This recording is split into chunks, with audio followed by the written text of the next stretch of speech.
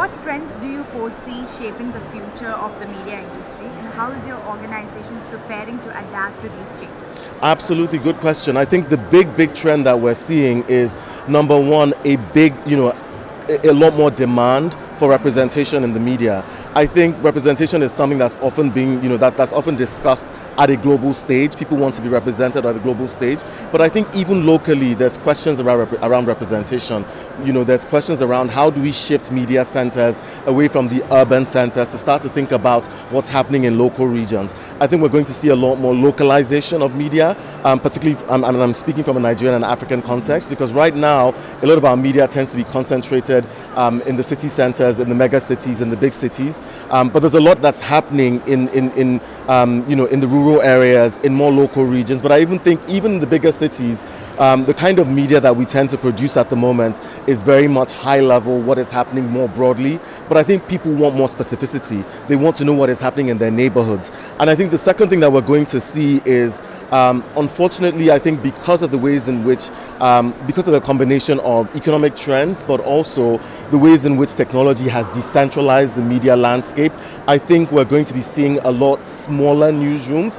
But I also think there's some opportunities with that. I think that one of the opportunities that presents is, number one, an increase in collaborative technology that allows smaller newsrooms to tell bigger stories by collaborating with either freelancers or other newsrooms. And I think on our own side, that's a big area that we've been looking into. One of the things that we're developing at the moment is a product called Atlas. And what Atlas does is an image licensing service that allows photojournalists and photographers across Africa to easily sell and market their photos to newsrooms. Why this is so important is because, number one, we're seeing a lot more visual storytelling happening. We're seeing a lot more storytelling happening both in video and images across platforms like Instagram, Facebook, Pinterest, even TikTok.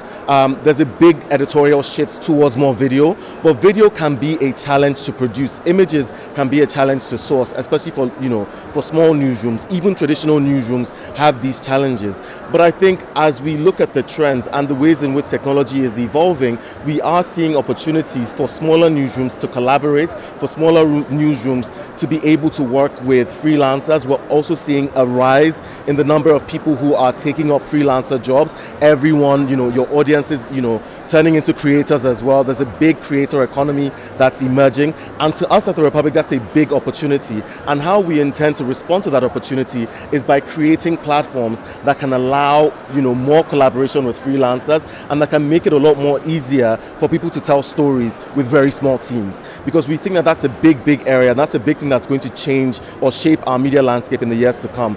Media is going to become even more decentralized as people have to respond to authoritative governments, as people have to innovate out of, media capture, out of government crackdowns. And I think that one of the ways in which they're going to, innovate out of that is by decentralizing their media process. Already at the Republic, we have teams that are based in Lagos, that are based in other cities, in other countries, all working virtually to produce stories. And I think we're going to be seeing a lot more of those types of formats emerging in very exciting ways.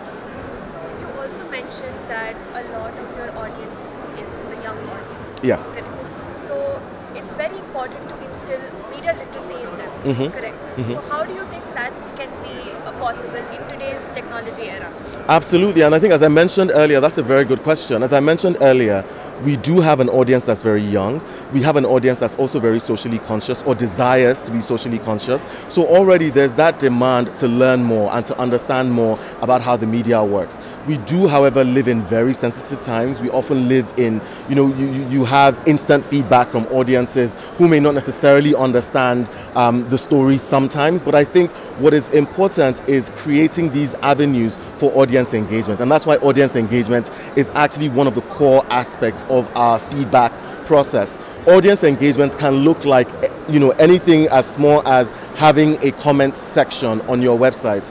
and that can grow into organizing weekly Twitter spaces or clubhouse meetups. It can also look like organizing physical events. And I think that why media literacy is so important is that it touches on so many things, from how to spot misinformation, how to spot disinformation, but also as mission-oriented media houses, your subscribers, your members, your readers want to know what impact you are having. And those audience engagement touchpoints allow you to bring those audiences into the newsroom to allow them to understand how the news is created. And I think that once audiences understand how the news is created, once audiences understand how much work goes into creating the news, it does two main things. Number one, not only does it educate them about the news, it also teaches them, or actually connects them, brings them closer to your media houses. I've talked earlier about how we're a subscriptions-driven platform, and why that is so important, why it's so important for us to always involve our audiences every step of the way, is for them to know just how far